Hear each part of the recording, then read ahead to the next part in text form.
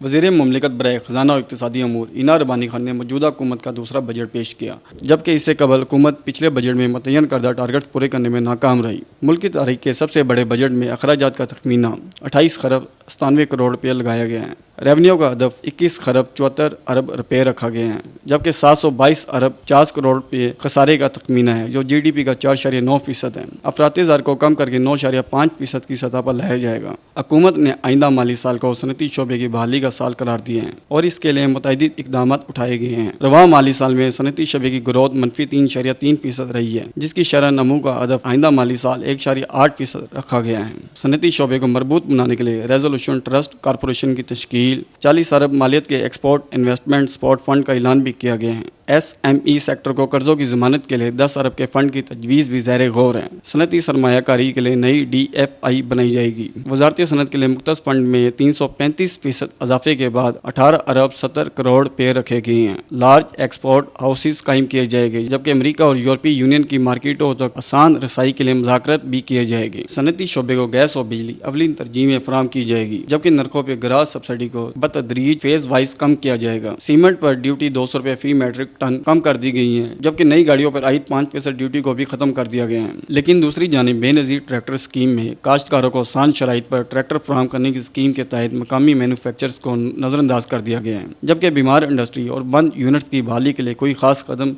नहीं उठाया गया। रियल स्टेट पर कैपिटल वैल्यू टैक्स की शरह 2% से बढ़ाकर 4% कर दी गई है। इंडस्ट्री को टैक्स पर मराद देने की वजाहत भी नहीं की गई। बैंकिंग और नॉन बैंकिंग कंपनियों की सर्विसेज पर ड्यूटी आयद करने से चार्जेस में इजाफा होगा। पोर्ट और टर्मिनल ऑपरेटर्स और इंश्योरेंस सर्विसेज पर ड्यूटी आयद करने से कॉस्ट ऑफ डूइंग बिजनेस में इजाफा होगा, जबकि टैक्स अफसर को किसी भी गोशवारे के ऑडिट का अख्तियार देकर अमली तौर पर 2 से 4% टैक्स है।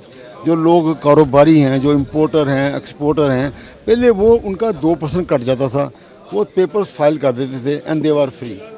अब वो कहते हैं नहीं जी 2 से तो 4 कर दिया, but still you will file A statement and it will be assessed by us. जब असेसमेंट में ले जाएंगे दैट मीन वो सारी जो सेल्फ असेसमेंट थी वो तमाम की तमाम ख़त्म कर दी गई इनडायरेक्टली। ऑलरेडी टैक्स पेयर हैं, उन पे ही इन्होंने सारी जितनी भी पॉलिसीज़ हैं उन पे ही इम्पोज की हैं, तो मेरा नहीं ख्याल कि ये कोई अच्छा इम्पैक्ट डालेगी इकानमी पे। जबकि रीफंड केसेस में 90 रोज़ से ज़ायद ताख़ीर की सूरत में FBR एक्सपोर्टर्स को मुनाफा देने का पाबंद होगा। तजवीज़ से सनतकारों का बड़ा मुतालबा पूरा हुआ। कुछ खुशाइन चीज़ें की गई हैं, जैसे कि FBR को 90 डेज़ में जो उनके रिफंड्स हैं वो देने का पाबंद बनाया है, और अगर उससे डिले करेंगे तो उस पर उनको इंटरेस्ट और मार्कअप देना पड़ेगा, तो एक अच्छी चीज़ है। हुकूमत की जानिब से बजट में कोई बड़ी तब्दीली नहीं की गई, जबकि इंडस्ट्री की बेहतरी के लिए मुस्बत इक़दाम भी उठाए गए हैं, लेकिन गुनागो मसाइल से दो चार मुल्की इंडस्ट्री की रिवाइवल के लिए ज़रूरी इक़दाम नहीं किए गए, जबकि टैक्स नेट में इजाफा ना करने और FBR के इख्तियारात बढ़ाने से मौजूदा टैक्स पेयर्स को